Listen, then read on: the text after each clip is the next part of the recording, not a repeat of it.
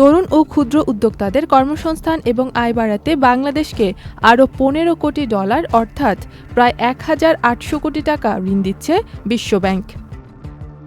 এই অর্থ ব্যয় করা হবে recovery and advancement of information sector employment raise প্রকল্পে। এর মাধ্যমে সারা দেশে আরও প্রায় 1,76,000 তরুণের কর্মসংস্থান ও আয়ের সুযোগ তৈরি হবে। এর আগে এই প্রকল্পে 2,33,000 মানুষ সুবিধা পেয়েছেন। বিশ্বব্যাংক জানিয়েছে, নতুন অর্থায়নে নারীদের ও জলবায়ু ঝুঁকিপূর্ণ এলাকায় বসবাসকারীদের বিশেষ গুরুত্ব দেয়া হবে। অংশগ্রহণকারীরা দক্ষতা উন্নয়ন প্রশিক্ষণ,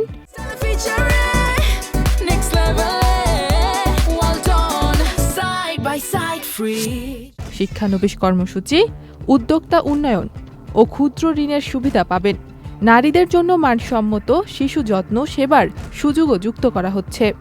বিশ্বব্যাংকের বাংলাদেশ এবং ভুটানের ভারপ্রাপ্ত বিভাগীয় পরিচালক গেইল মার্টিন বলেন, প্রতি বছর বহু তরুণ শ্রমবাজারে প্রবেশ করলেও কাজের সুযোগ পাচ্ছেন না।